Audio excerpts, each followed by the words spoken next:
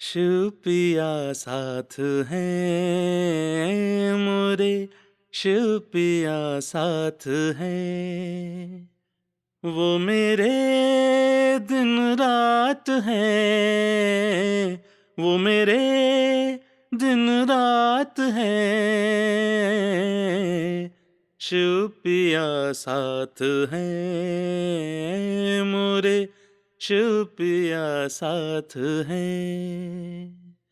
वो नजर में है, वो जिगर में है, सांसों की लंबी सफर में है। वो मेरे दिन रात हैं, वो मेरे दिन रात हैं। शिव पिया साथ हैं मोरे, शिव पिया साथ हैं। दुनिया की सबसे पहली पहली प्रेम कहानी तो यही है, जब माता जो है वो शिव साजन को पाने के लिए तपस्या करती है। और ये दुनिया की पहली पहली प्रेम कहानी भी हो सकती है, और आदि शक्ति कहा जाता है तो दुनिया के निर्माण में और पुनर्निर्माण से पहले का जो समय है, ये तब की प्रेम कहानी भी हो सकती है। फिलहाल नवरात्रि स्पेशल इस विशेष श्रृंखला में आपका बहुत बहुत स्वागत है। मेरा नाम है अमित, कहानियों को आवाज देता हूं और बड़े निश्चय और अधिकार से कहता हूं, परमात्मा का हाथ लेकर, उनका साथ लेकर, कि लाइफ खूबसूरत है। आइए शुरू करते हैं आज का ये एपिसोड अंजलि जी की विशेष पेशकश नवरात्रि पर। तो नवरात्रि की जो विशेष श्रृंखला है, जिसमें हम देवी के 9 स्वरूपों का वर्णन कर रहे हैं, उनकी पूजन विधि, उनसे जुड़ी पौराणिक कथाएं और उनके स्वरूप से मिलने वाली शिक्षाएं, और साथ ही साथ इनके पीछे का क्या स्पिरिचुअल सिग्निफिकेंस है, ताकि हम नवरात्रि को सार्थक रूप में मना सकें और स्वयं के अंदर एक सकारात्मक बदलाव ला सकें। सच्ची है तू, है सच्चा तेरा दरबार, और परमपिता परमात्मा के लिए भी कहा गया सत्यम शिवम सुंदरम। तो सच्चे माता पिता के सच्चे बच्चे बन सके हम, उन बदलावों को लाने की अपने अंदर एक पहल करें। आइए शुरू करते हैं आज का एपिसोड। आज अष्टमी है, बहुत बहुत शुभकामनाएं सबसे पहले तो आपको। कई जगहों पर अष्टमी पर व्रत समाप्त कर दिए जाते हैं और कन्याओं का पूजन किया जाता है, और कई जगहों पर अष्टमी का विशेष व्रत रखा जाता है और फिर नवमी के दिन कन्या पूजन किया जाता है। आपके घर में जैसा भी किया जाता हो, पर अष्टभुजाधारिणी, अष्ट शक्तियों से सुसज्जित देवी मां के इन स्वरूपों के वर्णन में आज हम बात करने वाले हैं महागौरी माता की।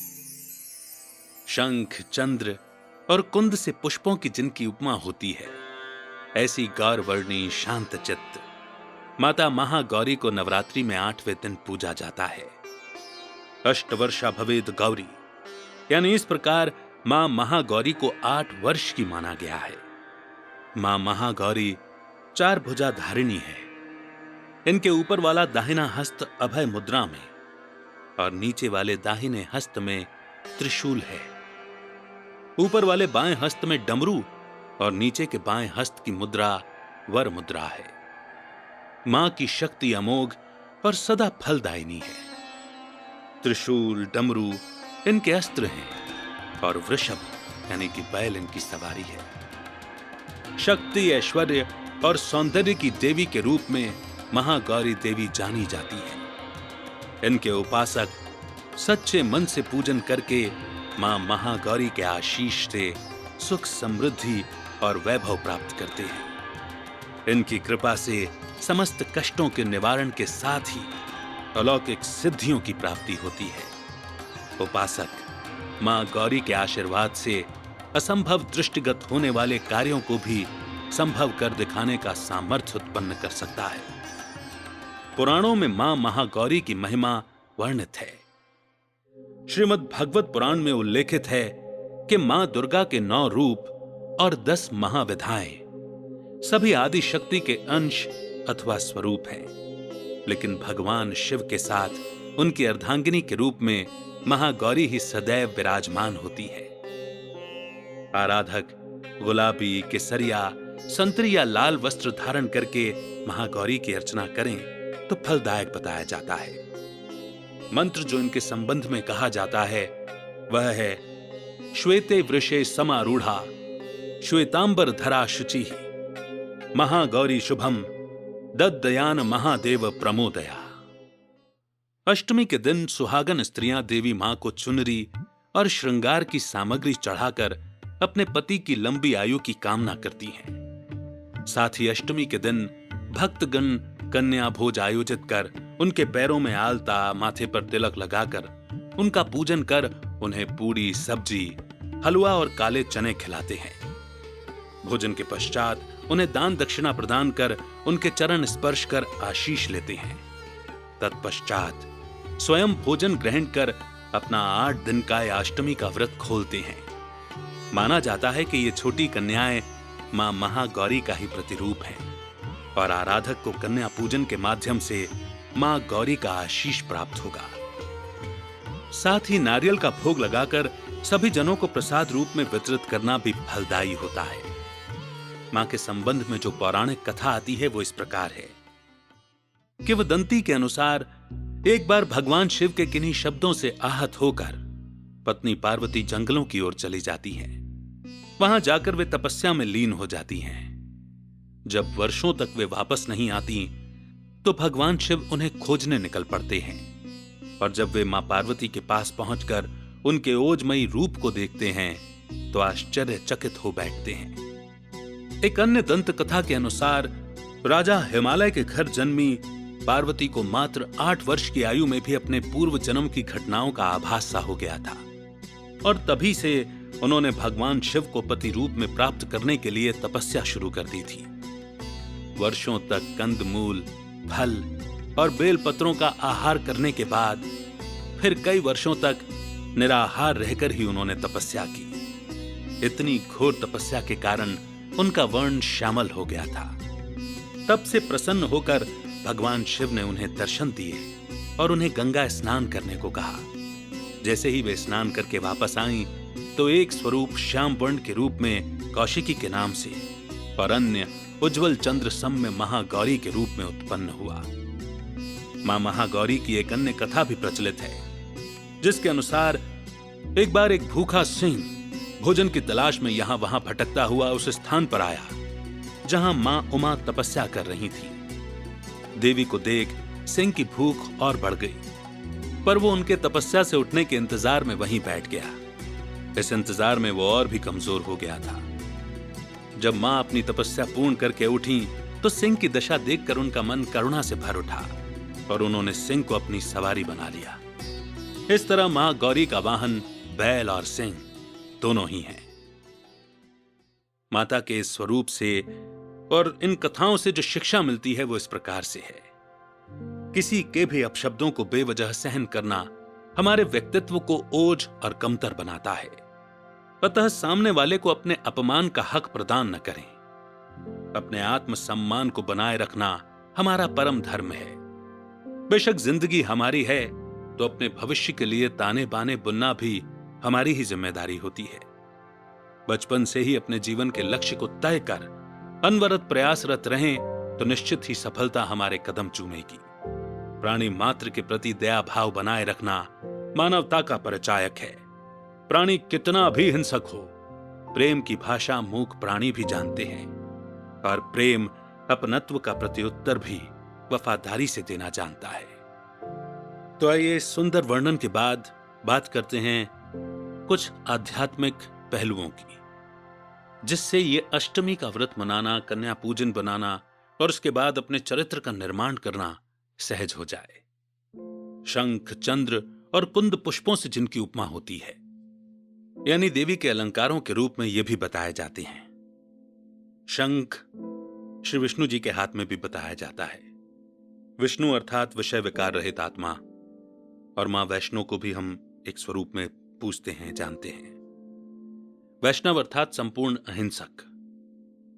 देवी देवता अहिंसा परमो धर्मः, और अहिंसा भी इस स्तर की कि जहां विकार का नामो निशान नहीं है, केवल और केवल पवित्रता है, चाहे वो मानसिक स्तर पर हो यानी कि विचारों के स्तर पर, चाहे वो वाणी के स्तर पर हो या फिर कर्मों के स्तर पर। देवी देवताओं के हाथों में जब शंख का अलंकार सुसज्जित किया जाता है तो उसका अर्थ बताया जाता है कि शंख का जो आकार है वो हमारे वोकल कॉर्ड के जैसा होता है, इंटरनल, और हमारी वाणी से सदा ही ज्ञान रत्न निकले। क्योंकि हमें इस बात को भी मानना ही पड़ेगा कि भले ही मां सरस्वती, मां लक्ष्मी और मां दुर्गा, इन तीनों का प्रत्यक्ष नाम और प्रत्यक्ष रूप वर्णित न होता हो, लेकिन ये सभी देवियां इन्हीं की स्वरूप तो हैं ही। कर्तव्यवाचक या गुणवाचक जो नाम हैं, जो अलंकार हमने दिए हैं, उस प्रकार से हम इनका वर्णन करते हैं। तो मुख से सदा ज्ञान रत्न निकले। चंद्र अर्थात मन के आवेगों पर संपूर्ण नियंत्रण हो, आत्म नियंत्रण हो। आत्मा राजा बन के मन, बुद्धि, विवेक और चित्त पर राज्य करे और सदा चढ़ती कला में रहे। ये अभ्यास माता ने किया है। गौरवर्ण अथवा श्याम वर्ण, हम देह अभिमान में रहने के कारण सिर्फ और सिर्फ त्वचा के रंग पर जाते हैं, परंतु हमें इस बात का भी ध्यान रखना है कि आत्मा भी अपने विचारों और कर्मों से काली होती है और आत्मा ही अपने विचारों और शब्दों से और कर्मों से उज्जवल हो जाती है। जिसे परमात्मा का रंग चढ़ गया और जिसने परमात्मा का संग ले लिया, उस आत्मा का वर्ण कैसा होगा? सदा ही गौर वर्ण होना है। हम देख रहे हैं कि लगभग सभी कथाओं में तपस्या की बात जरूर आती है। तपस्या वो भी घोर, कठिन, प्रकृति के तूफानों का भी सामना है और अन्न जल ये भी नहीं खाया, ऐसा भी बताया गया है। जब हम शब्द इस्तेमाल करते हैं प्रकृति के तूफान, तो हमें यह भी ध्यान रखना है कि जो शरीर है ये भी 5 तत्वों की प्रकृति से बना हुआ शरीर है। आकाश, वायु, अग्नि, जल, पृथ्वी। बेहद में प्रकृति आकाश, वायु, अग्नि, जल, पृथ्वी के रूप में देखी जाती है और हद में हमारे शरीर पे है। आज ये शरीर में न जाने कितनी आदियां और व्याधियां होती हैं। कोई भी कष्ट आए, आत्मा को शरीर के द्वारा ही सहन करना पड़ता है। लेकिन शरीर के कष्ट कितने भी आ जाएं, एक परमात्मा के साथ की लगन न छूटे, एक परमात्मा से प्रीत की लगन न छूटे। यह भी तो तपस्या ही है। तपना अर्थात आत्मनियंत्रण, सेल्फ डिसिप्लिन, अनुशासन की, स्वानुशासन की प्रैक्टिस करना। श्रीमत कहा जाता है भगवान से मिली हुई श्रेष्ठ मत। कहा जाता है कि भगवान को मानना और बात है और भगवान की मानना और बात है। जब हम शास्त्रों की ओर या महाकाव्यों की ओर नजर डालते हैं तो दिखाया जाता है कि पांडव 5 हैं और कौरव 100। तो जरा अंदाजा लगाइए कि आज 800 करोड़ की जनसंख्या में कितने % ऐसे हैं जो भगवान को भी मानते हैं और भगवान की भी मानते हैं, और कितने % ऐसे होंगे जो भगवान को तो मानते हैं पर भगवान की नहीं मानते। आप अंदाजा लगा सकते हैं, 5% ही होंगे। तो पांडव अर्थात भगवान से प्रीत बुद्धि और कौरव अर्थात भगवान से विपरीत बुद्धि, यानी भगवान जो कहे वो नहीं करना है। और कुछ सच्चे भक्त, अर्जुन यानी ज्ञान का अर्जन करने वाली आत्मा, नकुल यानी कि जिसे अपने कुल पर कोई अभिमान नहीं है कि किस जाति में जन्म लिया, सहदेव अर्थात अच्छे कार्यों में सहयोग देने वाली आत्मा, भीम अर्थात ज्ञान के बल से बलशाली बनने वाली शक्तिशाली आत्मा, और युधिष्ठिर अर्थात अंतर मन में जो युद्ध चल रहा है अच्छाई और बुराई के बीच, उस युद्ध में स्थिर हो चुकी आत्मा। अब बात नवरात्रि की चल रही है, लेकिन उदाहरण महाभारत का देना पड़ रहा है, क्योंकि जब बात आध्यात्मिकता की आती है तो कुछ भी अलग नहीं रह जाता। सीता अर्थात सत्य का प्रतीक। सीता जी का एक नाम वैदेही, यानी कि देह से परे रहने वाली, देह के भान में न रहने वाली, एक निराकार स्थिति में रहने वाली आत्मा, वैदेही। राम अर्थात आत्मा को आराम देने वाला, और रावण अर्थात आत्मा को रुलाने वाला, दुख देने वाला। आत्मा को दुख देने वाला कोई व्यक्ति नहीं, ये विकार हैं, जिन विकारों की हम बात करते चले आ रहे हैं। तो इनके बारे में 10वीं पर विस्तार से और बात करेंगे। अभी मां के हाथों में जो अलंकार बताए गए हैं उनकी बात थोड़ी सी और कर लेते हैं। माता के हाथ में त्रिशूल दिखाया गया। त्रिशूल अर्थात पास्ट, प्रेजेंट और फ्यूचर, यानी कि आदि, मध्य और अंत, आज, कल और आज, तीनों ही कालों की जब जानकारी हो जाती है आत्मा को तो उसे त्रिकालदर्शी कहा जाता है। और त्रिकालदर्शी बताने के लिए यह त्रिशूल हाथ में पकड़ाया जाता है। डमरू अर्थात अलख बजाना, घोषणा करने से पहले, मुनादी करने से पहले डम डम डम डम बाजे डमरू। तो एक परमात्मा ही सर्व का सद्गति दाता है। जब इस बात का रियलाइजेशन हो जाता है तो केवल आत्मा अपना भला नहीं चाहती, वो सबका भला चाहती है। आत्मा में जो शब्द मां छुपा हुआ है वो मां जगदम्बा हो जाती है, जगत की मां बन जाती है। तो मां के भाव से मां हर आत्मा को अपना बच्चा ऐसा समझती है। शारीरिक रूप का तो इसमें कहीं कोई भाव ही नहीं आता, क्योंकि शरीर की उम्र किसी की 8 साल भी हो सकती है और किसी की 80 भी, मगर आत्मा की तो कोई उम्र है ही नहीं। अजर अमर अविनाशी आत्मा है। तो आत्मा को यह ज्ञान देना कि एक परमात्मा ही इस जगत का आधार है, बाकी सारी वस्तुएं, वैभव या व्यक्ति जिनको हम आधार माने हुए हैं, ये सारे आधार निकल जाने हैं। इसीलिए एक परमात्मा से अपनी लगन लगाना, एक परमात्मा से प्रीत रखना, सती बनना कहें, पांडव बनना कहें, शिव की शक्ति बनना कहें, यही रास्ता है। और जब आत्मा को यह बात मालूम होती है ना, तो पार्वती एक थोड़े ही है। पार्वती अर्थात इस दुनिया से पार, इस लोक से पार, अलौकिक दुनिया से भी पार, पार लौकिक वतन में रहने वाली आत्मा ही तो पार्वती है। उस वतन में रहने वाली जिसे आत्माओं का घर कहा जाता है, जिसे ब्रह्मलोक कहा जाता है, जिसे शांति धाम कहा जाता है, जिसे परम धाम कहा जाता है, जिसका वर्ण है लाल और नारंगी। तो इन्हीं रंग की चुनरी को ओढ़े हुए मां को बताते हैं सदा सुहागन, क्योंकि ऐसे परमेश्वर को पति मान लिया जो हमेशा ही सलामत रहने वाला है, जो जन्म और मृत्यु से परे है, जो अकाल मूर्त है, जिसको काल कभी खा नहीं सकता, जो कि स्वयं ही महाकाल है। तो सदा सुहागन। तो अर्ध कुमारी भी बताते हैं, कुमारी कन्या भी बताते हैं और माता के रूप में भी बताते हैं। अर्थात छोटी कन्याओं के शरीर में जो आत्माएं विद्यमान हैं, उन्होंने भी जब इस ज्ञान को समझा तो उन्होंने भी शिव साजन को अपना साजन, अपना पिया माना। शिव पिया साथ है। साजन अर्थात सजाने वाला, श्रृंगार करने वाला। और श्रृंगार शरीर का नहीं, आत्मा का गुणों से श्रृंगार करने वाला। गुलाब नहीं, रूहे गुलाब बनाने वाला। ऐसा कमल का फूल बनाने वाला जो भले ही विषय विकारों के दलदल में खिलता हो, मगर विषय विकारों का लेप छेप उस पर लगता ही नहीं। तो बात तो बहुत है करने की, लेकिन एक ही बात से यहां पर आज के इस एपिसोड का वाइंड अप करूंगा कि कन्याओं का पूजन बड़ी श्रद्धा भाव से किया जाता है इस भारतवर्ष में। परंतु देखिए ये विकार आत्मा के किस प्रकार से दुश्मन है कि एक तरफ तो कन्याओं का पूजन करते हैं और दूसरी तरफ इसी देश में कन्याएं सुरक्षित नहीं हैं। पूजा करके वरदान लेना चाहते हैं मां से कि संपन्नता बनी रहे, आयु बनी रहे, बच्चे पति सबकी आयु बढ़ती रहे, घर में सभी स्वस्थ रहें।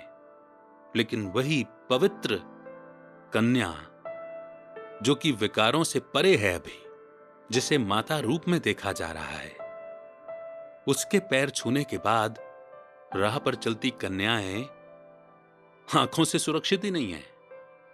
हर एक द्रौपदी बनी फिरती है और हर द्रौपदी के पीछे एक कीचक लगा हुआ है।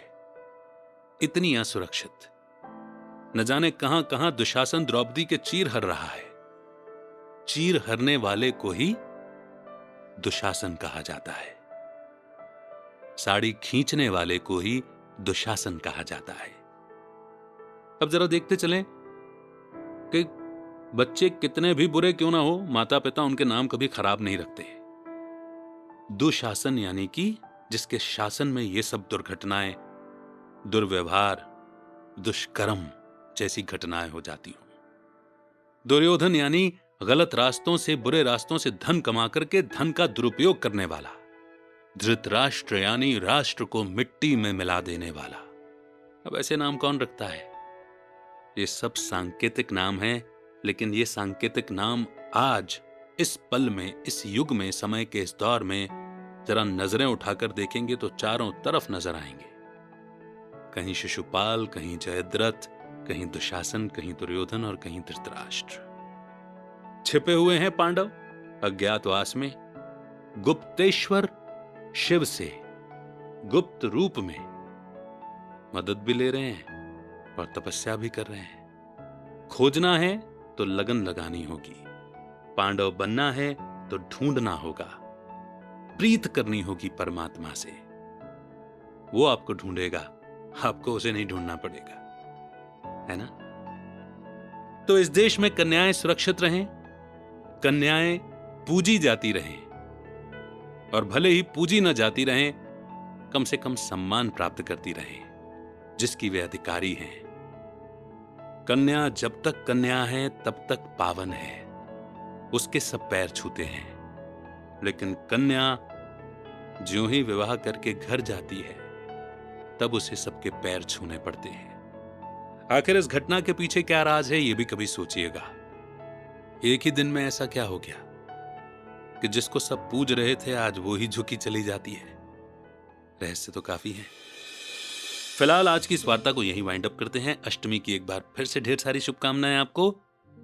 शिव प्रिया साथ हैं मोरे, शिव प्रिया साथ हैं। लाइफ खूबसूरत है।